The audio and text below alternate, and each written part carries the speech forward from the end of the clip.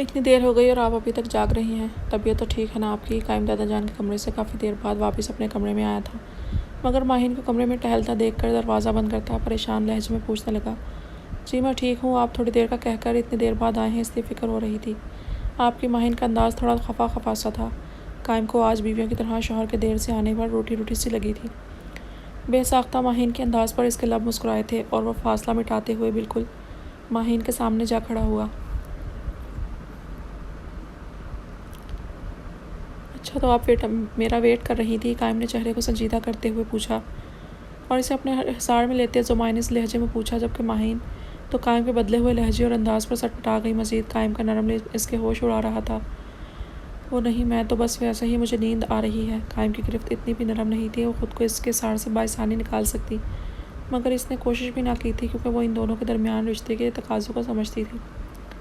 आवाज़ तो जैसे इसके हलक से निकलने से इनकारी थी। निगाहें खुद ब खुद झुक गई थी। पिछले 3 घंटों से आप मेरा इंतज़ार कर रही थी। अब जबकि मैं आपके करीब हूँ तो आपको नींद आ रही है? कायम इसके चेहरे पर झुकता हुआ शौक अंदाज में बोला। 1 हफ्ते बाद हमारा वलीमा है। कायम ने इसे मुतल्ला किया था, जबकि वो कुछ ना बोल सकी और हनूस इसके सीने से लगी रही।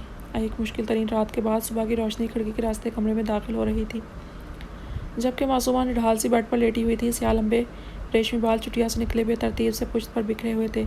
वो रात से अपनी बिगड़ी हालत समझने से कासिर थी। अब तो इसमें 2 कदम चलकर वाशरूम जाने तक की सकत ना रही थी। कई मरतबा दिल में ख्याल आया कि बाजिल को कॉल करके बुला ले, मगर फिर अना बीच में आ जाती थी। इसे बाजिल पर अब भी शदीद गुस्सा आ रहा था कि आज रात भी जाने कहाँ चला गया था। इतनी तलख कलामी के बाद वो अपनी जगह बिल्कुल ठीक थी, तो कम अज़ कम आज तो कहीं ना जाता बल्कि इसके साथ रहता। मगर बाजिल ने तो कॉल या मैसेज तक ना किया। मसला तो यही था ना कि वो इसे बताए बगैर कई कई दिन गायब रहता था। इसलिए तो मासूमा अब इससे मज़ीद बरहम हो रही थी। एक तबीयत का बोझलपन, कुछ भी अच्छा नहीं लग रहा था। बिलाशुबा वो बाजिल की आंखों की सच्चाई पर यकीन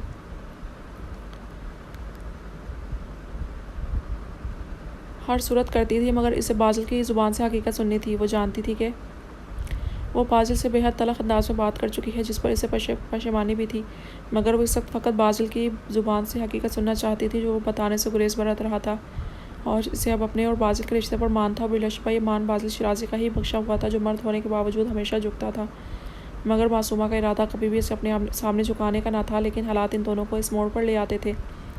बहरहाल इसे बाजिल के साथ रहते हुए इतना तो अंदाज़ा हो गया था कि बाजिल शिराजी कभी किसी के साथ जुल्म और ज़्यादती नहीं कर सकता, क्योंकि वो जो शख्स अपने बीवी को इस कदर एहतराम और इज़्ज़त देता हो, वो शख्स कैसे किसी के बाप भाई को कत्ल कर सकता है। यकीनन बाजिल जैसे मर्द सही मायनों में मर्द खिलाने के लायक होते हैं। और बिलाशुबा मासूमा अपनी खुशनसीबी पर खुदा की शुक्रगुजार रहती थी, मगर फ़िलवक्त उसे बाजिल के मुँह से हकीकत सुननी थी। अभी वो बेड पर निढाल सी लेटी दीवार को देखती अपनी सोचों में गुम थी। जब दरवाजे पर दस्तक हुई, मासूमा ने हिम्मत करके बेड पर पड़ा दुपट्टा अपने शानों पर और सर पर ओढ़कर उठी और दीवार का सहारा लेकर दरवाज़ा खोला।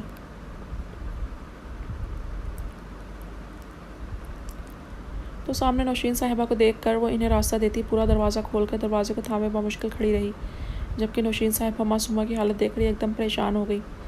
मासूमा का शादाब और शफाफ सा चेहरा सरदा था, आंखों की सुर्खी और बोझलपन बहुत ज़्यादा रोने और सारी रात जागने का अंदाज़ा दे रही थी।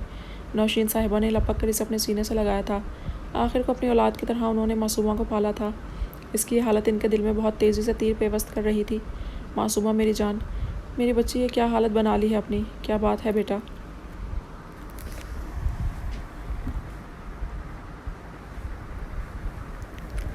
मेरी बच्ची इतनी कम हिम्मत तो नहीं थी कभी भी जो किसी बात को लेकर अब उसको सर पर सवाल कर ले। फिर इस हालत की वजह और बाजिल कहाँ है? नौशीन साहिबा बहुत सारे सवाल एक साथ करती दरवाज़ा बंद करके मासूमा को सहारा देती हुई बेड पर बिठाती लहजे में फ़िक्रमंदी और मोहब्बत लिए पूछ रही थी, जबकि मासूमा बमुश्किल इसके सीने से सर उठाकर अपने आंसू साफ करने लगी। क्या हुआ है मेरी बच्ची? तबीयत तो ठीक है ना तुम्हारी? मासूमा का मुरझाया हुआ थका थका सा चेहरा देखती वो फिर से पूछने लगी, जबकि मासूमा ने बमुश्किल इनसे हाथ छुड़ाकर बमुश्किल चलती वाशरूम की जानी बढ़ी, जबकि नौशीन साहिबा भी इसके पीछे लपकी। मासूमा को वाशबे बेसिन पर झुका देखकर पहले इनके चेहरे पर नासमझी के तासुरात उभरे, फिर मासूमा के चेहरे पर पानी चपकते देखकर इनके चेहरे पर मुस्कुराहट बिखरी। ये कब से हो रही है बेटा? मासूमा को दोबारा कमरे में लाकर बेड पर बिठाते हुए उन्होंने पूछा, जबकि लब अभी भी इनके मुस्कुरा रहे थे। पता नहीं पुप्पो जान, कल सुबह से ऐसी ही तबीयत हो रही है। रात तो बहुत मुश्किल से गुजरी है। मासूमा तो आजिज़ आ गई थी। एक तो बाजिल से लड़ाई हो गई, दूसरा ऐसी तबीयत ने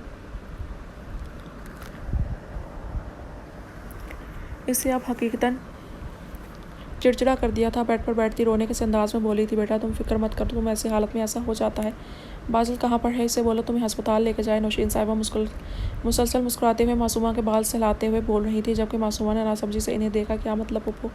मासूमा ने ठटक कर इन्हें देखा था। नासमझी इसके लहजे में वाज़ थी, मेरा तजुर्बा कहता है तुम उम्मीद से हो, मगर तुम बाजिल को कॉल करो, वो तुम्हें चेकअप करवाएगा। नौशीन साहिबा इसका माथा चूमती लहजे में बेहद खुशी लिए बोल रही थी, जबकि मासूमा पर जैसे सख्ता तारी हो गया था। इसके वहम गुमान में भी ये बात नहीं थी। ऐसा नहीं है पुप्पो, आप इतने यकीन से कैसे कह सकती हैं? मासूमा ने अपनी बोझल आंखें पूरी खोलकर अब इनका मुस्कुराता चेहरा देखा और हिचकिचाते हुए बोली, बेटा मैं तो अपनी उम्र और तजुर्बे की बिना पर कह रही हूँ।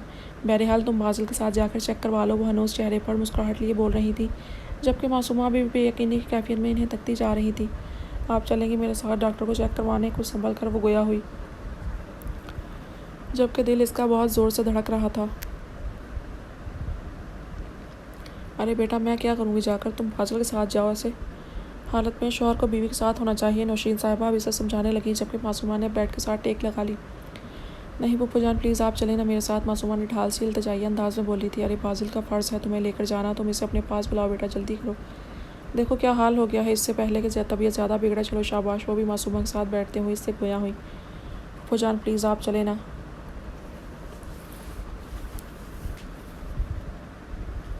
प्लीज़ मुझसे उठा नहीं जा रहा, वो आने में पता नहीं कितनी देर लगाएंगे, प्लीज़ आप चलें मेरे साथ। मासूमा इनका हाथ थामती लचा कर रही थी, जबकि नौशीन साहिबा इसकी मासूमियत पर बेख्तियार इसका माथा चूम गई। अच्छा ठीक है, मम्मा जान से इजाज़त लेकर आती हूँ। नहीं पुप्पो जान प्लीज़ अभी किसी से इस बारे में जिक्र मत कीजिएगा, जब कन्फर्म हो जाए तो फिर बता दीजिएगा। और इजाज़त मैं मुर्शद साहब से कॉल या मैसेज पर ले लेती हूँ, प्लीज़ दादी जान से मत कहिएगा। मासूमा इनकी बात काटती जल्दी से गोया हुई थी, जबकि नौशीन साहिबा इसकी बात पर मुस्कुराई। अच्छा ठीक है, मगर बाजिल से इजाज़त ज़रूर ले लेना, नहीं तो मालूम है ना जो औरत शौहर की इजाज़त के बगैर घर से निकलती है, फरिश्ते इस पर लानत भेजते हैं, मगर शौहर आराम और इत्मीनान से कई रातें बीवी को खैर बताए बाहर गुजार सकता है। मासूमा इनकी बात काटती ताबेदारी से बोल रही थी, जबकि आखिरी बात इसने जलकर दिल में कही थी। हाँ शाबाश मेरी बच्ची, चलो तुम हिम्मत करके तैयार हो जाओ, मैं भी चादर लेकर आती हूँ। नौशीन साहिबा बेड से उठती इसके सर पर बोसा देकर कमरे से निकल गई, जबकि मासूमा ने बुझे दिल के साथ साइड टेबल पर पड़ा सेलफोन उठाकर बाजिल के नंबर पर मैसेज टाइप करना शुरू किया। मैं पुप्पो के साथ हॉस्पिटल जा रही हूँ। मैसेज पर इसने बाजिल से इजाज़त तलब करने के बजाय अपने अमल से मुतल्ला किया था। वो तो अक्सर पुप्पो जान के साथ इनके शुगर चेकअप के लिए हॉस्पिटल जाती रहती थी। मैसेज सेंड करके इसने सर बैठ की पुश्ते लगा लिया और आंखें बूंद दी। ठीक 2 मिनट बाद मैसेज उन बजी तो मासूमा ने आंखें वार करके हाथ में थामा हुआ सेलफोन देखा और मैसेज ओपन करने लगी। ओके जाना 2 लफ्ज़ी जवाब पढ़कर वो चंद पल स्क्रीन को घूरती रही, फिर हिम्मत करके उठी और अलमारी से अपना कपड़े लेकर लिबास तब्दील करने चली गई। वो गाड़ी में बैठी बाहर चलती दुनिया को खिड़की से घूर रही थी। डॉक्टर की तस्दीक पर भी वो जाने क्यों खामोश सी हो गई थी। यह खबर हर औरत के लिए किस कदर खुशकन होती है, मगर मासूमा का दिल जाने क्यों तेज़ से धड़क रहा था। बिलाशुबा वो माँ बनने की खबर सुनकर खुश थी, मगर इसके और बाजिल के दरमियान हुई कुशीदगी के बायस तो यकीनन बाजिल से नाला थी, इसलिए खुशी मध्यम पड़ रही थी। मासूमा जानती हो यह खबर शराजी हाउस में फैली उदासी मासूम कर देगी। ये खबर सुनते ही अब्बा जान किस कदर खुश होंगे, मुझे तो सोचकर ही बहुत खुशी हो रही है। देखना तुम आज तो जश्न मनाया जाएगा शराजी हाउस में। मासूमा को खिड़की से बाहर तकता देखकर नौशीन साहिबा ने इसकी गोद में पड़े हाथ को थामकर बहुत इश्तियाक से कहा। खुशी इनके चेहरे और अंदाज से जाहिर हो रही थी, जबकि मासूमा ने अपनी उदास आंखों से इन्हें देखा। हो जाने एक बात मानेगी, मासूमा अपना रुख इनके सामने करती बोली, जबकि गाड़ी शराजी हाउस में पहुँचने वाली थी। हाँ मेरी जान, मेरी बेटी कुछ कहे और मैं टाल दूँ, ऐसा हो सकता है क्या? उन्होंने लाड करते हुए उल्टा इसे सवाल किया था। पहले वादा करें कि मेरी बात सुनने के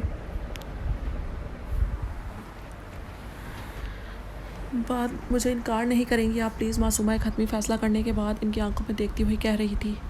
अरे ऐसी कौन सी बात है जो मेरी बेटी वादे ले रही है? उन्होंने इस्तफसार किया, जबकि मासूमा ने एक गहरा सांस लिया। प्लीज़ पुप्पो जान पहले वादा करें, मासूमा इल्तिजा कर रही थी इनसे। जब नौशीन साहिबा ने महज सर हिलाने पर इक्तफा किया। प्लीज़ ये बात किसी से मत कहिएगा, मेरा मतलब है मैं खुद कुछ दिनों तक बता दूंगी, मैं प्लीज़ अभी नहीं। मासूमा इनसे निगाहें चुराती बोली, क्या मतलब है इस बात का? अच्छा आप समझी, तुम पहले बाजिल को बताना चाहती हो ना? पहले तो नौशीन साहब ने ना समझी से ऐसे देखा, फिर ख्याल आने पर मासूमा को उसे कहने लगी, जबकि इनकी बात पर मासूमा ने निगाहें चुराकर नफ़ी में सर हिलाया। पुप्पो जान मुर्शद साहब से कुछ हिसाब मांगने हैं मैंने, जब तक वो मेरे सवाल का मुझे हर जवाब नहीं दे देते ये बात इनसे मुख्फी रखना चाहती हूँ। मासूमा डोटोक अंदाज में बोली, जबकि नौशीन साहिबा तो इसे देखती रह गई थी। वो इतनी बड़ी बात आम से अंदाज में कैसे कह रही थी? क्या मतलब है मासूमा इस बात का? ठीक है, अगर तुम्हारी और बाजिल के दरमियान कोई झगड़ा हुआ है तो ये हर मियाँ बीवी में होता रहता है। इसका मतलब ये तो नहीं कि इतनी बड़ी खुशी बाजिल को महरूम रखो, ये इसका हक है, इसकी औलाद है। वो लहजे में हैरत और परेशानी के मिले जुले तासुरात लिए गोया हुई थी। प्लीज़ फूफाजान, मासूमा अब इनके दोनों हाथ थामती बोली। मासूमा, ये बात ऐसी नहीं जो तुम छुपा सको।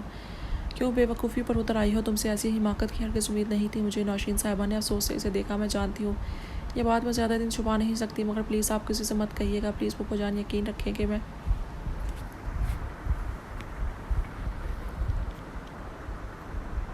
जो कर रही हूँ बहुत सोच समझ के कर रही हूँ। मासूमा इन्हें यकीन दिलाने की कोशिश कर रही थी, जबकि नौशीन साहिबा ने इनसे कुछ कहना चाहा था। जब मासूमा फिर से बोली, आपने वादा किया है फूफाजान। मासूमा इन्हें वादा याद करवाती बोली, जबकि नौशीन साहिबा एक बस निगाह इस पर डालकर शिराजी हाउस में आकर रुकी गाड़ी से उतर गई। जबकि मासूमा जानती थी अब वो किसी से कुछ नहीं कहेंगी। वो भी गाड़ी का दरवाज़ा खोलती बाहर निकली और आहिस्ता आहिस्ता कदम उठाती चादर को मज़ीद खुद पर दुरुस्त करती अंदर की जानिब बढ़ रही थी। इसने पुख्ता इरादा कर लिया था कि वो ये खुशखबरी बाजिल को इस वक्त तक नहीं बताएगी जब तक बाजिल इसके हर सवाल का जवाब नहीं दे देता। मगर वो ये नहीं जानती थी कि बाजिल को ना बताकर कितनी बड़ी गलती कर रही थी। एक हफ्ता होने वाला था मगर बाजिल घर नहीं आया था। जाने की ना चाहने के बावजूद इसका दिल बार बार बाजिल के जल्दी आने की दुआ मांग रहा था और इसके लब आमीन कह रहे थे। बिलाशुबा वो खुद में ये नई तब्दीली शिद्दत से महसूस कर रही थी। माँ बनने का एहसास इस कदर खूबसूरत था कि वो अकेले बैठे हुए भी मुस्कुरा देती थी। मगर इस एक हफ्ते में मासूमा ने खुद को महदूद कर लिया था। वो अब यूनिवर्सिटी से आती तो अपने कमरे में ही ज़्यादा वक्त गुजारने लगी थी। घर में सबके पूछने पर पढ़ाई का बहाना बना देती। हाँ, मगर एक बात शिद्दत से इसे परेशान कर रही थी, वो समरा की गुमशुदगी थी। इसने कितना पता लगाने की कोशिश की मगर किसी को भी मालूम ना हुआ कि आखिर समरा रातों रात कहाँ गायब हो गई। बहरहाल मासूमा जानती थी इसमें बाजिल शिराजी का हाथ है, मगर वो बाजिल का इंतज़ार करने के सिवा और कुछ ना कर सकती थी। इस दौरान इसे बाजिल की कॉल और मैसेजेस आते रहे थे मगर वो कोई जवाब न देती थी। रात का खाना भी इसने अपने कमरे में खाया था। फिर थोड़ा सा पढ़कर वो किताबें रखकर बेड पर आ लेटी। घड़ी की सुइयां रात के 11 बजा रही थी। तब दरवाज़ा खुलने की आहट से वो आंखें खोलकर दरवाजे की जानिब मुतवज्जा हुई और दरवाज़ा बंद करते बाजिल को तकने लगी। बाजिल से शलवार कमीज़ पहने कोनियों तक आस्तीने मोड़े हुए था। आहिस्ता आहिस्ता कदम उठाता हुआ लेटी हुई मासूमा के पास बेड पर बैठकर इसे बगौर देखने लगा। वो ब्लैंकेट और नींद से बोझल हुई आंखों से इसे एकटक देख रही थी। बाजिल ने बेशर्ता झुककर इसकी पेशानी पर अपने लब रखे। मेरी जुदाई ने तुम्हारा क्या हाल कर दिया जाना।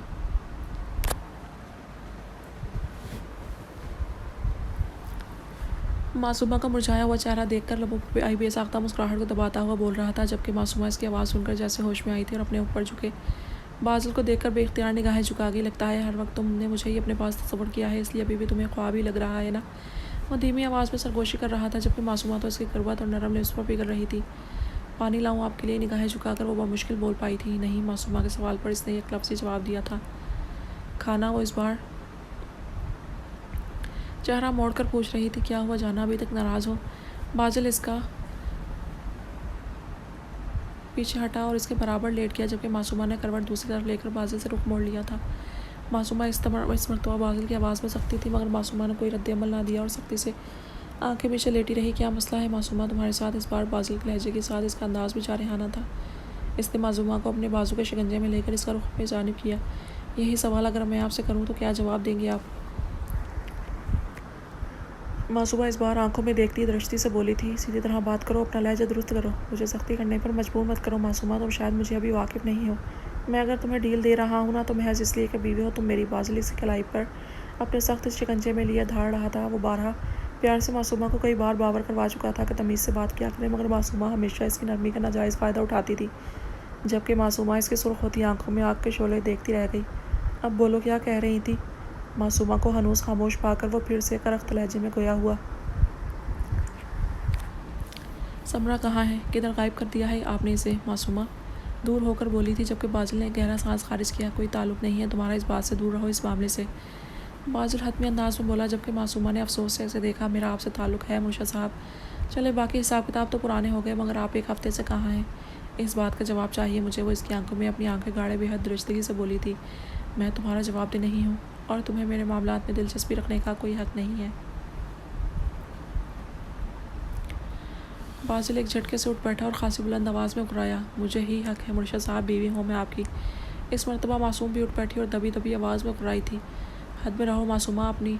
इस बार बाजिल के मासूमा के अंदाज़ पर तैश में आया था और इसके बाजों को जोड़ता हुआ बोला, जबकि इसका लहजा तनबीह लिए हुए था। ठीक है, फिर आप भी अपनी हद में रहें। दर्द को बर्दाश्त करती वो इसी के अंदाज में बोली थी और अपने बाजुओं को इसकी गिरफ्त में छुपाने की तगदो कर रही थी। मैंने कई बार तुम्हें प्यार से समझाया मासूमा बीबी की तमीज़ से बात किया करो। लगता है तुम्हारी समझ में मेरी बातें आती ही नहीं और अब ज़ुबान से एक लफ्ज़ नहीं निकालना, वरना बहुत बुरा करूँगा तुम्हारे साथ। और तुम जानती हो मैं जो कहता हूँ वो कर गुजरता हूँ, और यकीन जानो उसके बाद मुझे पछतावा भी नहीं होगा। बादल के शाने दोनों हाथों से सख्ती से जकड़े धार रहा था, जबकि मासूमा के वजूद में बादल के जारहाना अंदाज पर दर्द की लहरें उठने लगी थी। आंसू आंखों से बहे जा रहे थे। आज अपनी औकात दिखा दी ना। अभी अल्फाज मासूमा की ज़ुबान पर ही थे कि बादल ने इसकी गर्दन की पुश्त से जकड़ लिया और दबाव डाला कि मासूमा दर्द की शिद्दत से करा उठी। खबरदार, जो एक लफ्ज़ भी बोली तुम, तनबीही अंदाज में कहता वो इसे अपनी सख्त गिरफ्त से निकाल चुका था और बेड से उठकर कमरे में चक्कर लगाने लगा, जबकि मासूमा उबली हुई आंखों से इसे देखती खांसने लगी। 1 मिनट से पहले मुझे सोती हुई नजर आओ और ख़बरदार अगर आइंदा फजूल सवाल किए मुझसे तो इससे भी ज़्यादा बुरी तरह पेश आऊँगा। फ़ौरन अमल करो मेरी बात पर। गो टू स्लीप हरी। अब कमरे के वस्त में रुककर वो नहायत सख्त अंदाज में बोला, जबकि इसकी आंखें बेतहाशा सुर्ख हो गई थी। मासूमा इस बार वाकई सहम गई थी। मजीद बादल की वहशत से आंखें से खौफजदा कर रही थी। एक लम्हा ज़ाया किए बगैर वो ब्लैंकेट सर से पाँव तक अपने लरसते वजूद पर ओढ़ कर लेट गई, मगर बादल अब सोफे पर टांग जमाए बासानी बैठा इसकी दबी दबी सिसकियाँ सुन रहा था। चेहरे पर इसकी चट्टानों जैसी सख्ती थी। सिगरेट की शदीद तलब होने पर वह कमरे से मुल्हका स्टडी रूम में चला गया। फिर जब काफ़ी देर बाद कमरे में दाखिल हुआ तो आंखें बेतहाशा सुर्ख थी, जो कि इस बात बहुत ज़्यादा सिगरेट नोशी करने के बायस हुई थी। अलमारी से अपना एक ट्राउज़र निकाल कर वो वॉशरूम में घुस गया।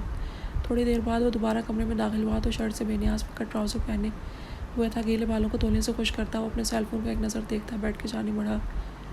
बेड पर मासूमा का नाजुक वजूद इसकी मुतवज्जा अपनी जानिब मसूल कर रहा था। वो बेड की दूसरी जानिब लेट कर बेख्तियार ही मासूमा का वजूद को अपनी बाहों में भर चुका था। मासूमा, जो कि अभी कच्ची नींद में थी, बादल का अपने सीने में बीचने से बेदार हो गई, मगर इस बार इसने कोई मुज़ाहमत ना की। जाने दोनों कब की नींद की वादियों में उतरे। फिर सुबह मासूमा की आँख खुली तो खुद को अभी भी बादल के आसार में देख कर आंखें बादल के चेहरे पर जमाए से कई पल देखती रही। फिर थोड़ा सा उठकर इसके माथे पर लब रखी और फिर इसका हाथ अपने हाथों में लेकर इसके हाथ पर बोसा देकर अपने लबों से लगा कर लेटी। फिर से बादल को चेहरे में देखने लगी। फिर नरमी से बादल के बालों में उंगलियां चलाने लगी, जबकि बादल अपनी पेशानी पर मासूमा के लबों का लिप्स महसूस करके ही बेदार हो चुका था, मगर जाहिर ना किया।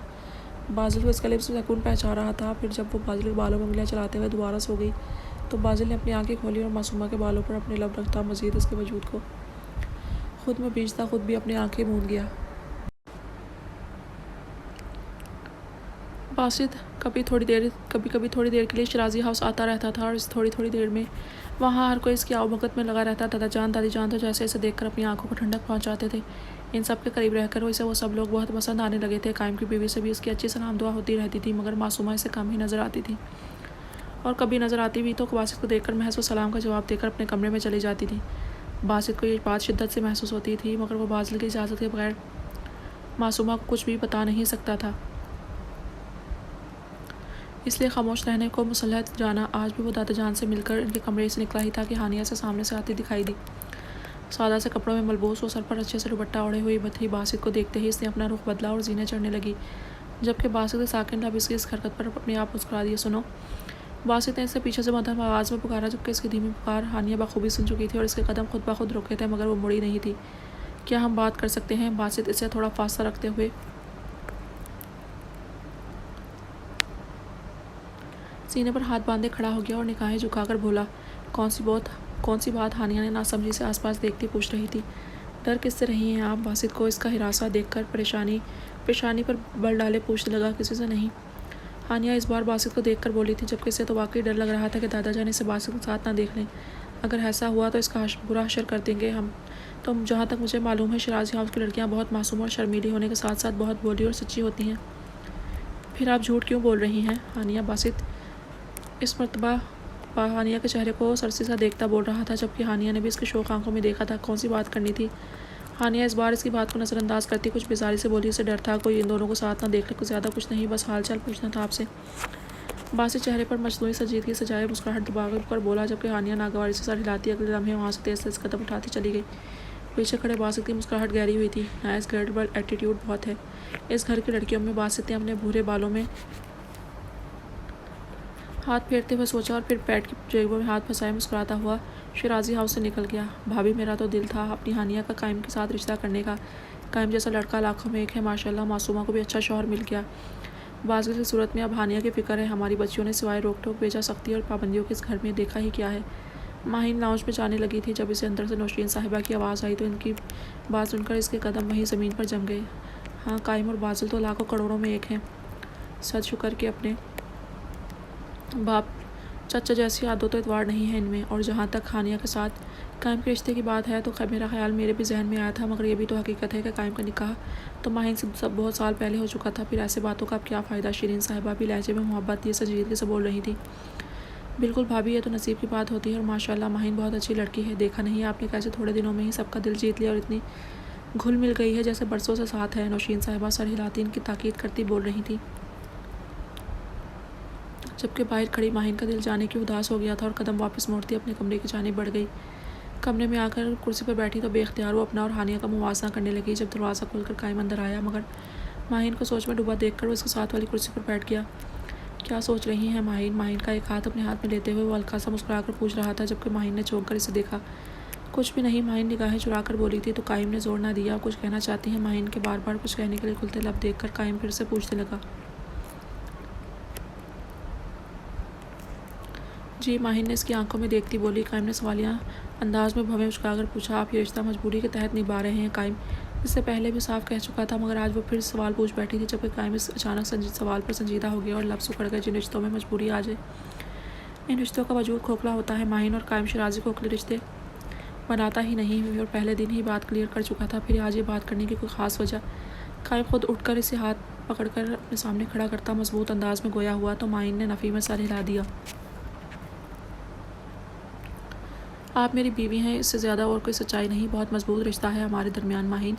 मैं हमारे रिश्ते को आगे बढ़ाना चाहता हूँ, अगर आप पूरे दिल से इजाज़त दें मुझे। इसे कायम अपने बेहद करीब करते हुए इजाज़त तलब निगाहों से इसे देख रहा था, जबकि माहिन तो इसकी अचानक बात पर सटपटा गई।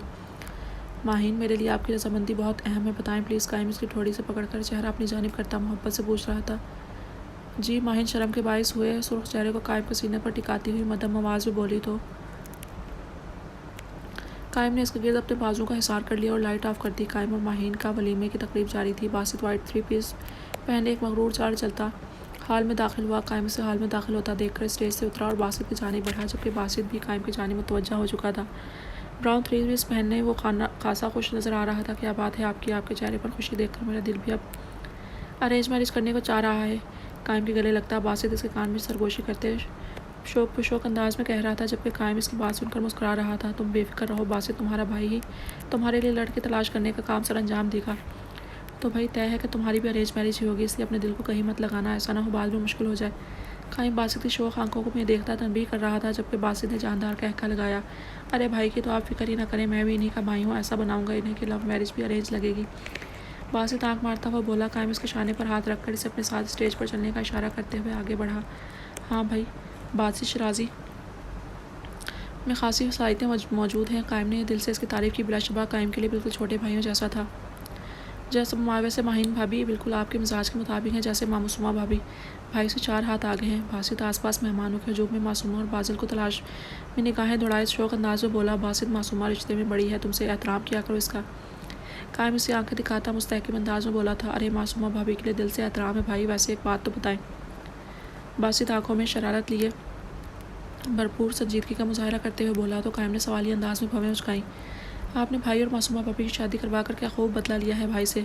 मतलब कि आपने बहुत अच्छा फ़ैसला किया है, भाई की टक्कर की लड़की है मासूमा भाभी। बासित मुस्कुराहट छपाता एक आंख मारता बोला तो कायम ने इसी आंखों से तनबीह की, जिस पर बासित ने बिल्कुल कान न धरे। मैंने कौन सा बदला लेना है तुम्हारे भाई से? अब इसका मिजाज ही ऐसा है तो हमें समझना चाहिए। और दूसरी बात, मासूमा को हैंडल करना बाजिल अच्छे से जानता है और बाजिल को हैंडल करना मासूमा भी खूब जानती है।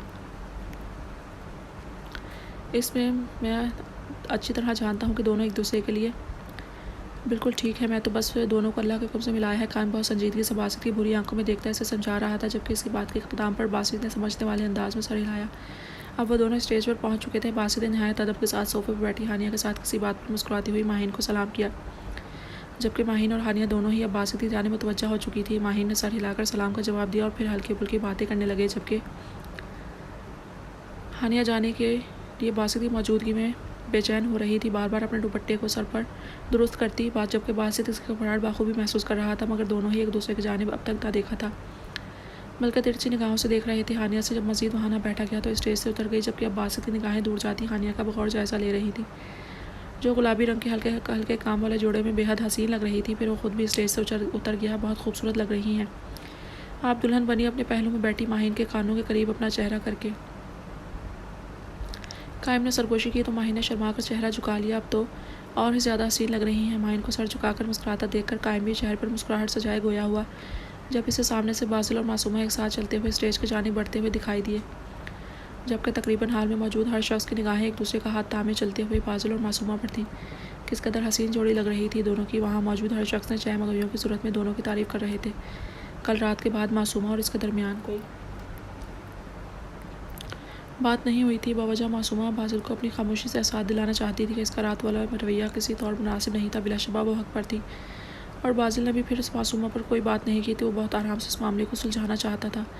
मासूमा का हाथ भी बासिल ने खुद थामा हुआ था, जबकि मासूमा ने कोई रद्द-ए-अमल ज़ाहिर नहीं किया था, जिससे बासिल को अंदाज़ा हो रहा था कि वो इससे शदीद खफा है। बहुत मुबारक हो। स्टेज पर पहुंचकर बासिल ने मुस्कुराहट चेहरे पर सजाए एक बुके कायम और माहिन की जानिब बढ़ाते हुए धीमी आवाज़ में कहा तो कायम ने बुके लेकर साइड पर रखा।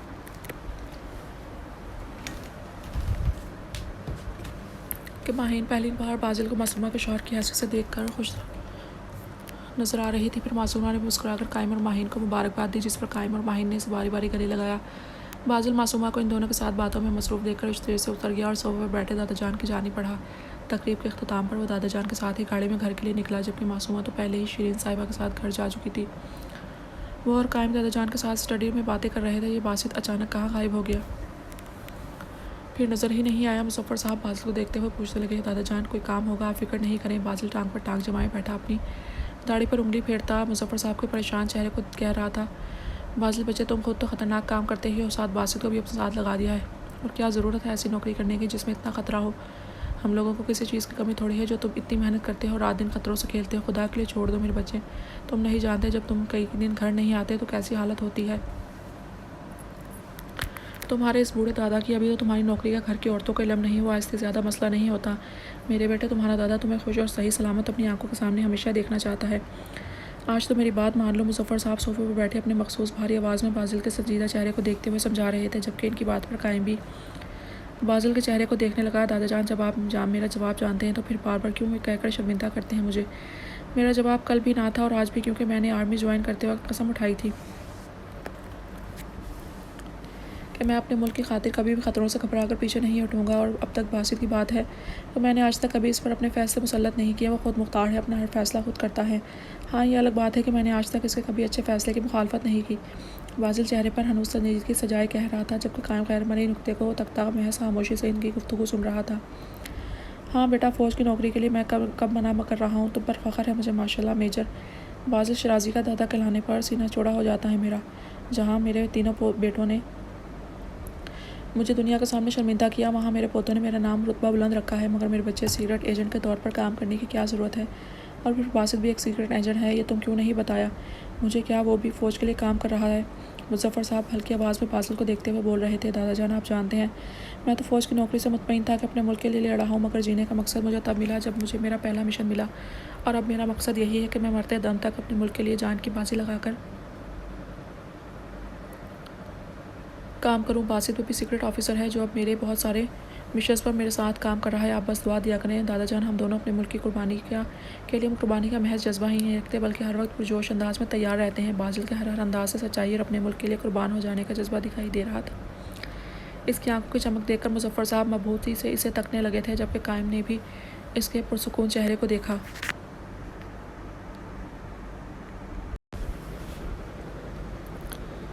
बासिल, मैं नहीं जानता तुम हमारी कौन सी नेकी का समर हो। बाखुदा तुम जैसा बेटा होना किस कदर फ़ख्र की बात है, मगर माजिद कितना बदनसीब था जो कभी अपनी औलाद को समझ ही न सका। इस बार मुजफ्फर साहब के चेहरे पर बासिल के लिए फ़ख्र था तो अपने बेटे के लिए अफसोस था। कायम भी अपने दिल में बासिल के लिए फ़ख्र महसूस कर रहा था, जबकि दादा जान अब उठ खड़े हुए थे और रूम से चले गए थे। अब कमरे में बासिल और कायम आमने सामने कुर्सी पर बैठे रह गए थे। जब कायम ने इसे मुखातिब किया, तुम आजकल ज़्यादा ही मसरूफ़ हो। बासिल ने भी मासूमा को नहीं बताया कि वो मेजर बासिल शराजी होने के साथ साथ एक सीक्रेट ऑफिसर भी है और फिर वक्त वो भी एक अहम मिशन की वजह से बॉस का किरदार अदा कर रहा था। इसे हकीकत नहीं बता सकता था। फ़िलहाल तुम जानते हो वजह कि मैं इस सब से दूर रखना चाहता हूँ। वो बीवी है मेरी, मैं इसकी जान को ख़तरे में नहीं डाल सकता। और तुम जानते हो मैं नहीं चाहता कोई भी ख्वाह वो मेरी बीवी ही क्यों ना हो मेरे काम के दरमियान हाइल हो। और इस मिशन में दुश्मन मेरी कमज़ोरी जानने का तजस्सुस रखते हैं, जबकि मैं मासूमा को अपनी ताकत ही रखना चाहता हूँ, कमज़ोरी नहीं बनाना चाहता। बाजिल ठहर ठहर कर बेहद संजीदगी से कायम को देखता हुआ कह रहा था, मगर तुम कहो तो मैं इसे समझा दूँ ताकि कोई मसला ना हो तुम दोनों के दरमियान। कायम इसके चेहरे पर निगाहें जमाए कह रहा था, जबकि बाजिल दिल में सोच रहा था कि अब इसे कैसे बताए कि इसकी बहन ने किस कदर मसला खड़ा किया हुआ है, जिस बायस कल रात को इस पर बहुत सख्ती कर चुका है, क्योंकि वो जानता था कि मासूमा को 1000 बार नरमी से समझाने पर भी वो नहीं समझेगी। इसलिए फ़िलवक्त इसे हैंडल करने के लिए बाजिल को इस पर सख्ती पकड़नी पड़ी। नहीं, मैं इसे खुद हैंडल कर लूँगा, बाजिल बुलंद आवाज़ में कहता हुआ उठ खड़ा हुआ, जबकि कायम ने महज सर हिलाने पर इक्तफा किया और कमरे से निकलते हुए बाजिल की पुश्त को देखने लगा। फिर खुद भी सर झटक कर कमरे से निकल गया और कमरे की सिमत पड़ गया। वो शिरीन साहिबा के साथ ही तकरीब से वापस आई थी। बाजिल से तो वो कल रात से ही बात नहीं कर रही थी, न बाजिल ने फिर इससे कोई बात की थी। अब वो बाजिल के कमरे में आने से पहले चेंज करके सोने के लिए लेटना चाहती थी। सुर्ख रंग की साड़ी ज़ेब तन किया, हल्का सा मेकअप और बालों का जूड़ा बनाए खड़ी अब ड्रेसिंग टेबल के सामने खड़ी खाइब दिमागी से सुर्ख चूड़ियाँ अपनी सफ़ेद गुलाबी हाथों से उतार रही थी, जब इसे अपनी कमर से पेट के गिर्द हाथों का नरमनेस महसूस हुआ। मासूमा ने चौंक कर शीशे में देखा। बाजिल झुककर इसके कंधे पर अपना चेहरा टिकाए दोनों बाजुओं का हिसार बनाए खड़ा था। वो दोनों शीशे में एक दूसरे का अक्स मबहूत से देखने लगे। बाजिल ब्लैक थ्री पीस पहने किस कदर पुरवकार वजीह लग रहा था, जबकि बाजिल भी मासूमा के सुर्ख सफ़ेद नाजुक वजूद को शीशे में देखता खोसा गया था। तुम हकीकत में इतनी हसीन हो या मेरी आंखों को तुम खूबसूरत दिखाई देती हो जाना, खुमार आलूद आवाज़ में सरगोशी करता वो मासूमा के नाजुक से वजूद को गहरी निगाहों से देख रहा था, जबकि इसकी बात करने से लब इसकी मासूमा की गर्दन को छू रहे थे, जिस पर बेख्तियार मासूमा की धड़कन तेज़ हो गई थी और बेसाख्ता अपनी आंखें बंद कर गई। जाना, तुम मेरी ज़िंदगी हो, मेरा सुकून हो, मेरी सांसें हो, मेरे दिल की धड़कन हो। तुम्हारा साथ, तुम्हारी कुर्बत मुझे सरशार कर देती है, मेरे बेचैन दिल को बेचैन कर देती है, चैन देती है, मेरी बेकरारी को करार देती है। तुम्हारा चेहरा देखकर सुकून मेरी आंखों से होता है, मेरे दिल में उतर जाता है। वो मध्यम आवाज़ में इसके कानों के करीब सरगोशियाँ कर रहा था। इसका लहजा मोहब्बत से चूर था। इसके अल्फाज मासूमा आंखें मूंद कर सुन रही थी। बाजिल के मासूमा के दिल को किस कदर सुकून पहुंचा रहे थे अल्फाज, इसका अंदाज़ा वो बाखूबी कर सकती थी, मगर वो बाजिल का कल रात का जारहाना रवैया फरामोश हरगिज़ नहीं करना चाहती थी। तभी बाजिल से दूर होने के लिए मज़ाहमत करने लगी। जानता हूँ खफा हो तुम। अब मासूमा का रुख अपने सामने करता हुआ इसके शानों को थाम कर धीमी आवाज़ में पूछने लगा। नहीं, खफा नहीं हूँ, मगर अफसोस हो रहा है कि आप मेरे साथ इस तरह बात कर सकते हैं, मासूमा इसकी आंखों में देखती जताते हुए बोली थी। इसका इशारा बाजिल के रात वाले सलूक की तरफ था। जाना, मैं जानता हूँ कल मैंने गलत किया। तुम भूल गई कि किस लहजे और अंदाज में बात कर रही थी तुम मुझसे। मेरे बारहा मना करने के बावजूद तुम कई मरतबा मुझसे बदतमीज़ी कर चुकी हो। बाजिल सर्द महरी से बोल रहा था, जबकि इसकी बात पर मासूमा की आंखें डगमगा गई। मैंने सिर्फ ज़ुबान का इस्तेमाल किया था, मगर आपने मुझे अपनी ताकत और मर्दानगी के जहम में तकलीफ़ दी थी, मासूमा इसकी आंखों में देखती रोनती आवाज़ में कह रही थी, जबकि इशारा बाजिल के जारहाना अंदाज पर था। हर चीज़ की एक हद होती है जाना। तुम ज़रा फुर्सत से कभी बैठकर अपने हर मरतबा बोले गए अल्फाज पर गौर करना, फिर सोचना मैं रात को गलत कौन था। मगर एक बात क्लियर कर दूँ, कल रात मेरा रवैया ठीक नहीं था तुम्हारे साथ, मगर अपने अल्फाज भी याद करो। बिना सोचे समझे तुम क्या कुछ कह जाती है, और ये बात तुम्हें शर्मिंदा करने के लिए या जताने के लिए नहीं कह रहा, बल्कि सिर्फ इतना समझा रहा हूँ मासूमा कि गुस्सा हर किसी को आता है और इसे कंट्रोल करना किसी किसी को। मैं इंसान हूँ, कल रात अपने गुस्से पर काबू नहीं रख सका। बाजिल इस बार धीमी आवाज़ में बोल रहा था, जबकि मासूमा इस बार बाजिल की बातें सुनकर अपना सर झुका गई थी।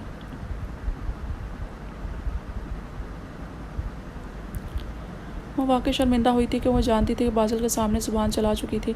आप चाहते हैं मैं आपसे माफ़ी मांगूँ? मासूमा पलकों की बाढ़ से इसे देखती पूछने लगी, तो बाजिल के लबों पर मुस्कुराहट रेंगी। नहीं जाना, तो मैं माफ़ किया, बाजिल अब मुस्कुराते हुए सखावत से बोला। मासूमा ने एक खफा नज़र बाजुल पर डालकर इसके कांधे पर सर टिका की, तो बाजिल ने मसीद इसे अपने सीने में भींच दिया। बहुत खूबसूरत हो जाना, और आज तो बहुत ज़्यादा लग रही थी। फंक्शन में बहुत मुश्किल से सब्र कर रहा था और फंक्शन ख़त्म होने का वेट कर रहा था कि कब फंक्शन ख़त्म हो और अपनी बीवी को मनाऊँ, कब सीने से लगाकर तारीफ़ करूँगा, क्योंकि लफ्ज़ों में तुम्हारी तारीफ़ नहीं कर सकता। वो बहके अंदाज में कह रहा था, मुझे आपसे बात करनी है। मासूमा ने इसकी गुर्बत से बेहाल होते हुए मज़ाहमत करना चाही, मगर बाजिल ने रोशनी बंद कर दी। बहुत सारे दिन गुजर गए थे और वो इन दोनों अपने इम्तिहानात के बायस बहुत मसरूफ़ रही थी और ज़्यादातर वक्त अपने कमरे में अपनी पढ़ाई पर लगाती थी। बाजिल भी बहुत कम घर आता था, मगर अब मासूमा ने इससे कुछ पूछना ही छोड़ दिया था। बाजिल का मोहब्बत भरा रवैया इसे दिली सुकून देता था, मगर जाने क्यों इन महीनों में भी 3 महीनों में भी बाजिल को इतनी बड़ी बात नहीं बता सकी थी। घर में ज़्यादा वक्त अपने कमरे में और यूनिवर्सिटी में गुजारने के बायस किसी को इस बात का इल्म ना हो पाया था। हाँ, इस बीच इसकी तबीयत कुछ बोझल रहती थी, मगर वो एक मरतबा नौशीन साहिबा के साथ डॉक्टर को चेक करवा चुकी थी। नौशीन साहिबा इससे खफा थी, मगर वो इन्हें प्यार से समझा चुकी थी कि बहुत जल्दी खबर बाजिल को बता देगी, तभी वो खामोश हो जाती। मगर बाजिल से बहुत सारे सवाल पूछते थे जिनको बहुत आसानी से टाल देता था। बिलाशुबा मासूमा की तबीयत में ज़िद और गुस्सा बहुत था, जो इससे बाजिल को इतनी बड़ी खबर बताने से रोक देता था। मगर कई मरतबा दिल में मलाल हुआ करता था कि बाजिल से इतनी बड़ी खबर छुपाकर वो इससे गलत कर रही है। कई मरतबा वो अपनी ज़िद को बलाए ताक रखकर बाजिल को ये बात बताने का सोचती, मगर फिर जाने क्यों वो बता ना पाती। बाजिल बाप बनने की खबर सुनकर कैसा रद्द अमल करेगा, ये सोचकर इसके लब अपने आप मुस्कुराते, मगर चाह कर भी इतने दिनों में ये खबर बाजिल को ना बता सकी। आज इम्तिहानात से फरागत के बाद वो सबके साथ लाज में बैठी बासित भी शराजी हाउस आया हुआ था। बासित से मासूमा की अब अच्छी खासी बातचीत हो जाती थी।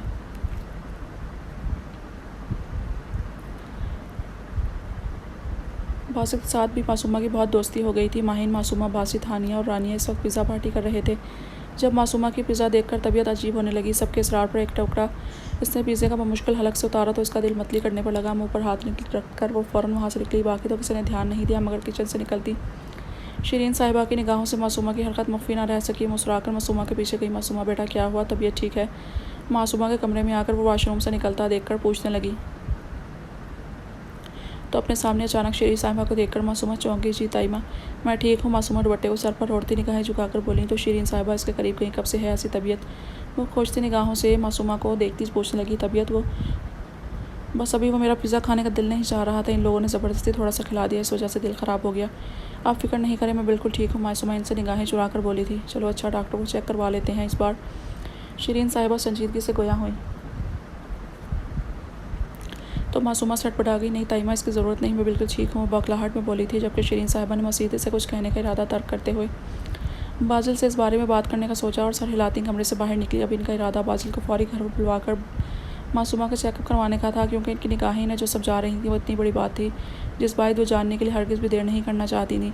वो फ़ौरन उन्होंने लाउंज में लगे फ़ोन से बाजिल को कॉल करके बताया कि आज जल्दी घर आ जाए, मासूमा की तबीयत ठीक नहीं। जबकि दूसरी जानिब बाजिल जो कि ज़रूरी कामों में घिरा हुआ था, मासूमा की तबीयत सुनकर परेशान हो गया, मगर बहुत ज़्यादा जल्दी करने के बावजूद शाम से पहले शराजी हाउस नहीं पहुंच सका था। शाम तक आने का कहकर वो अपने ज़रूरी काम निपटाने लगा, जिसे अपने मिशन की वजह से सीनियर मेजर से मिलना था। इसके बाद अपने ऑफिस जाकर अपनी टीम से मिलना था, जहाँ 6 लोगों पर मुश्तमिल इसकी टीम इसका इंतज़ार कर रही थी। मगर बार बार इसका जहन मासूमा की जानिब मबजूल हो जाता था। कॉल करने का इसको मौका न मिला, मगर मैसेज पर इसने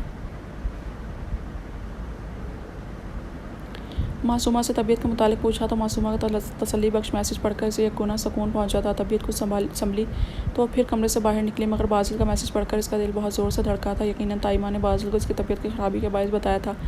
वो बाजिल को अपने ठीक होने का यकीन दिलाकर दोबारा लाउंज की जानी बढ़ी तो इसे सीढ़ियों की एक तरफ बाजिल सेलफोन कान से लगाए किसी से महुआ गुफ्तगू नजर आया, मगर बासित की धीमी आवाज़ और राजदाराना अंदाज मासूमा को चौकन्ना कर रहा था। वो बिना आहट किए आहिस्ता आहिस्ता कदम उठाती बासित के पीछे जा खड़ी हुई तो किसी एहसास के तहत बासित ने फ़ौरन अपने पीछे देखा, मगर मासूमा को देखकर इसे अजीब लगा। जबकि मासूमा भी बासित के अचानक देखने पर बौखला गई। भाभी, मासूमा के उड़े हुए चेहरे को देखकर बासित कुछ फिक्रमंदी से पूछने लगा। कुछ नहीं, वैसे ही तुम कहीं जा रहे हो? मासूमा इसके मज़ीद सवालों से बचने की खातिर उल्टा इसे सवाल करती खुद को नॉर्मल करने लगी। जी मैं बस जा रहा हूँ। बासित को कुछ अजीब तो लगा, मगर आम अंदाज में कहता किसी से फ़ोन पर बात करता लाउंज में चला गया। जबकि मासूमा का रुख दोबारा अपने कमरे की जानिब था। कमरे में आकर इसने दरवाज़ा लॉक किया और बाजिल की अलमारी खोली। अलमारी के एक हिस्से को लॉक देखकर इसे शदीद गुस्सा आया। फिर सर झपटी लाउंज की जानी पड़ी, मगर बासित इसे शराजी हाउस के बैरूनी दरवाजे की जानिब दिखाई दिया। मासूमा ने कुछ सोचकर फ़ौरन मुलाजमा से अपनी चादर मंगवाई और उसके पीछे चल पड़ी। बासित गाड़ी की जानिब बढ़ते बासित को इससे पीछे से आवाज़ दी तो वह रुक कर नासमझी से चादर में लिपटी मासूमा को देखने लगा। जी भाभी। जबकि मासूमा इसके रूबरू खड़ी हुई थी, बासित ने नहायत अदब से पूछा, जबकि मासूमा इसकी बात का जवाब दिए बगैर इसकी गाड़ी में फ्रंट सीट का दरवाज़ा खोल कर बैठ गई। जबकि बाजिल के माथे पर नासमझी के बाइस से एक और लकीर उभरी। फिर खुद भी ड्राइविंग सीट पे जाने बढ़ा। कहाँ जा रहे हो? बासित के कुछ पूछने से पहले ही मासूमा बोली, मैं घर जा रहा हूँ। बासित ने आम से अंदाज में कहा, जबकि वाकई परेशान हो रहा था कि मासूमा से क्यों पूछ रही है। ओके, मुझे तुम्हारा घर देखना है, मासूमा मुस्तहकिम अंदाज में बोली थी। जबकि बासित इसकी बात पर चौंका था। अरे कोई मसला है क्या? बासित को पुरसोच अंदाज में अपनी जानिब तकता पाकर वह फिर गोया हुई। नहीं तो। मगर बासित को समझ नहीं आ रहा था कि मासूमा को इनकार करे। कैसे इनकार करे, क्योंकि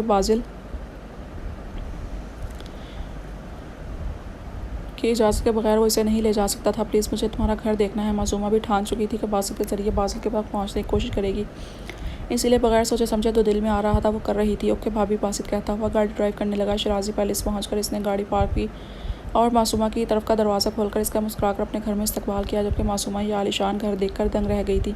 मोबाइल अपना घर भूल आई हूँ, प्लीज़ मुझे एक कॉल करनी है तो अपना मोबाइल दे सकते हो। सिटिंग एरिया में बैठे हो बासित से मुखातिब हुई तो बासित ने अपना मोबाइल इसकी जानिब बढ़ा दिया, जबकि मासूमा मोबाइल कान से लगाए लिविंग एरिया से निकल गई। जबकि बासित हैरान सा वहाँ बैठा रह गया। वो बासिल को मासूमा के यहाँ आने की इत्तला मैसेज पर दे चुका था, जिस पर बासिल को हैरत तो हुई, मगर इसने महज ओके का मैसेज किया। इससे मासूमा की हरकत कुछ मशकूक लग रही थी, मगर वो कुछ ना बोला। मासूमा ने बहुत कोशिश की, मगर हर जगह वो पासवर्ड लगा देखकर झिझला गई और फिर सिटिंग एरिया में आकर मोबाइल बासित को थमा दिया। यहाँ आकर भी इसे कुछ हासिल नहीं हुआ था। मायूस होती वो बासित से दोबारा शराजी हाउस जाने का कहने लगी तो बासिल कॉल सुनता हुआ मासूमा को शराजी हाउस छोड़ने का कहकर खुद बासिल के से मिलने के लिए निकल गया, क्योंकि आज बासिल ने सारी टीम को मिलने के लिए बुलाया था। मासूमा भी पहुंच में दाखिल हुई थी, जहाँ ड्राइवर इसका इंतजार कर रहा था। जब बासिल गाड़ी से गेट से बाहर जाती दिखाई दी, एकदम ही इसके दिमाग में ख्याल आया था और गाड़ी में बैठकर ड्राइवर को तहक्कुम अंदाज में बासिल गाड़ी का पीछा करने का कहा तो नाचार ड्राइवर को मासूमा की बात माननी पड़ी। इसकी गाड़ी बासिल की गाड़ी से कुछ फासले पर थी। तकरीबन 10 मिनट बाद ही बासिल की गाड़ी एक बंगले के अंदर दाखिल हुई।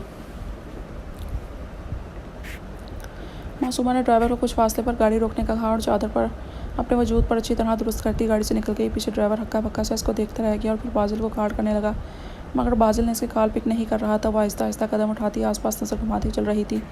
यहाँ खासी वीरानी थी। मासूमा का दिल खौफजदा तो हुआ, मगर हिम्मत करती आगे बढ़ने लगी। जिस बंगले में बासिल दाखिल हुआ था, इसके करीब पहुंचकर वो गेट पर खड़े 2 गार्ड्स को देखकर बौखला गई। मासूमा को यकीन था बासिल और बासित इसी बंगले के अंदर मौजूद हैं और आज वो हर हाल में इन दोनों की हकीकत जानकर रहेगी। गार्ड्स इसे देखते आगे बढ़े, जबकि मासूमा का दिल बेहद खौफजदा था। इसने चादर से अपना मुंह छुपा लिया। कौन हो लड़की और यहाँ क्या कर रही हो? एक गार्ड ने इसे घूरते हुए पूछा तो मासूमा ने चादर पर अपनी गिरफ्त मज़ीद सख्त कर ली, मगर हनूस खामोश रही। तभी एक बाइक पर सवार लड़का, जो यकीनन इसी बंगले में दाखिल होने लगा था, मासूमा और गार्ड्स को देखता रुक गया। क्या हुआ? असलम अहमद गार्ड को देखता हुआ पूछने लगा, जबकि मासूमा की तो जान जिस्म से निकलने लगी। इसे इन तीनों से खौफ होने लगा। दिल ही दिल में वो अपने यहाँ आने के फ़ैसले पर पछता रही थी। पता नहीं सर, ये अंदर जाने लगी थी, हमने रोक लिया, मगर ये बता नहीं रही कौन है। गार्ड ने महरून चादर में लिपटी हुई मासूमा की जानिब इशारा करते हुए बताया तो हमाद मासूमा को घूरने लगा। अभी वो कुछ कहता, इससे पहले बासित आवाज़ें सुनकर घर से बाहर निकला और सामने चादर में छुपी मासूमा हमाद और गार्ड्स को देखकर ठटक गया। भाभी आप यहाँ? बासित मासूमा की जानिब बढ़ा, जबकि हमाद भी अब चौंका था। बासित तुम्हारे भाई कहाँ हैं? मुझे बताओ, वो अंदर है ना? मुझे अंदर जाना है। बासित को देखकर जैसे मासूमा की जान में जान आई थी, वो आहिस्ते से बोली, भाभी प्लीज़ आप रुके, मैं आपको खुद घर छोड़ कर आता हूँ। यहाँ रुकना ठीक नहीं है आपके लिए। बासित मासूमा की बात नज़रअंदाज करता हुआ गेट के अंदर दाखिल होकर अपनी गाड़ी बाहर लाने लगा, मगर पहले ही मासूमा इसके पीछे गेट के अंदर दाखिल हो गई, जबकि हमाद और गार्ड चाहकर भी इसे इस बार रोक ना सके। तुम्हारे भाई कहाँ हैं बासित? मासूमा बासित के सामने खड़ी होकर पूछने लगी, जबकि बासित ने अपना सर पकड़ लिया। प्लीज़ भाभी आप गाड़ी में बैठे, अगर भाई ने आपको यहाँ देख लिया तो। बासित मासूमा को गाड़ी की जानिब इशारा करते हुए बेबसी से बोला, जबकि मासूमा इसकी बात को खातिर में न लाती हुई आसपास देखती हाल की जानिब बढ़ी, जबकि हमाद और बासित बेबसी से इसे देखते रह गए। मासूमा गिलास वाल ढकेलती हाल में दाखिल हुई तो हाल में टेबल के गिर्द कुर्सियों पर बैठे रिमशा, विशाल, साहिर और बासिल इसकी जानिब मुतवज्जा हुए। बासिल जो कि अपनी कुर्सी पर बैठा अपने सामने बैठे साहिर से कुछ कह रहा था। चादर में लिपटी मासूमा को बेयकीनी से देखने लगा, जबकि मासूमा की निगाहें भी बासिल की जानिब थी। यहाँ क्या कर रही हो तुम? बासित और हमाद के हॉल में दाखिल होने पर बासिल मासूमा को देखता सर्द अंदाज में पूछ रहा था, जबकि बासिल की भारी आवाज़ और सर्द अंदाज देखकर वहाँ मौजूद तमाम नफूस का सांस सूख गया था। मासूमा ने अपनी घबराहट दूर करने की गर्ज से खुश लबों को ज़ुबान से तर्क किया, यही सवाल अगर मैं आपसे पूछूं? धीमी मगर मजबूत आवाज़ में वो बासिल की आंखों में देखती बोली, जबकि बासिल जिसका दिमाग पहले ही मासूमा को यहाँ देखकर घूम गया था, अब तो इसका उल्टे जवाब पर शदीद गुस्सा आया था। गर्दन की रगें तन गई थी, जबकि मुठ्ठियाँ सख्ती से खींचने से बाजू की भी रगें तन गई थीं, जो कि मासूमा बासिल के साथ शर्ट में वाज़ेह देख सकती थी। यहाँ कैसे पहुँची तुम मासूमा? बासिल ने अगला सवाल दागा था। अंदाज हनूस का रख्त था। अब वो आहिस्ता आहिस्ता चलता मासूमा के करीब आ गया और उसके सामने पुश्त पर हाथ बांधे खड़ा हो चुका था। बाकी सब भी अपनी अपनी कुर्सियों से उठकर इन दोनों को देखने लगे, जबकि बासित ने इन दोनों को मुकाबिल देखकर नफ़ी में सर हिलाया। इसे समझ नहीं आ रही थी कि मामला कैसे बिगड़ने से बचाए। ये बात अहम नहीं है। हाँ, मगर मुझे मेरे सवाल का जवाब चाहिए, क्या हो रहा है यहाँ पर? हनूस बासिल की सुर्खी माइल आंखों में अपनी आंखों डालें वो आस्ते से बोली, मगर खामोशी के बायस इसकी आवाज़ सबके कानों में पड़ी। बासित मासूमा को देखते हुए बासिल ने बासित को पुकारा। जी। बासित अपनी जगह से एक कदम आगे बढ़कर बोला, तुमने तो कहा था ड्राइवर इसे घर छोड़ने जा चुका है, फिर मासूमा यहाँ क्या करने आई है? बाजिल मासूमा को सर्द निगाहों से देखता बासित पर गुर्राया था। इसे मासूमा का वहाँ आना किस कदर नागवार गुजरा था, कितना गलत किया था मासूमा ने वहाँ आकर। जी मैंने ड्राइवर को कहा था, मगर मुझे खुद इन्हें यहाँ देखकर हैरत हो रही है। प्लीज़ भाभी आप चलें, मैं आपको खुद छोड़ कर आता हूँ घर। बासित पहले बाजिल को सफाई देता हुआ आखिर में मासूमा से मुखातिब हुआ। मुझे कहीं नहीं जाना, आपसे कुछ पूछ रही हूँ, आप आज मेरे इस सवाल को नहीं टाल सकते। मासूमा बासित को इनकार करती है दोबारा बाजिल से मुखातिब हुई, जबकि इसकी बात पर वहाँ मौजूद तमाम नफूस ने एक दूसरे को देखा। ठीक है रिमशा, अभी मासूमा को कमरे में ले जाओ, रात को मैं खुद ले जाऊंगा घर अपने साथ। बाजिल मासूमा के यहाँ आने की गलती से पूछ डालता, अपना गुस्सा जब्त करता तहम्मुल से बोला, जबकि बासित समेत सबने हैरत से बाजिल को देखा। वो इतना ठंडा मिजाज तो नहीं था जितना मासूमा के साथ बर्ताव कर रहा था। जबकि बाजिल का हुक्म सुनते ही रिमशा आगे बढ़ी। मैंने कहा ना मुझे कहीं नहीं जाना, मुझे अभी सिर्फ अपने सवालों के जवाब चाहिए आपसे। बाजिल की आंखों में देखती वो निडर होकर बोली,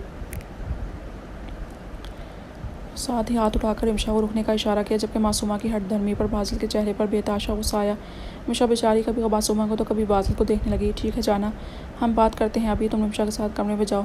बाजिल किसी की भी मौजूदगी की परवाह किए बगैर मासूमा को बाजों से थामकर मोहब्बत से चूरअंदाज में खोया हुआ, जबकि मासूमा इस मरतबा झंझलाहट का शिकार हुई। मुझे बताएं आप यहाँ क्या कर रहे हैं मुर्शद साहब?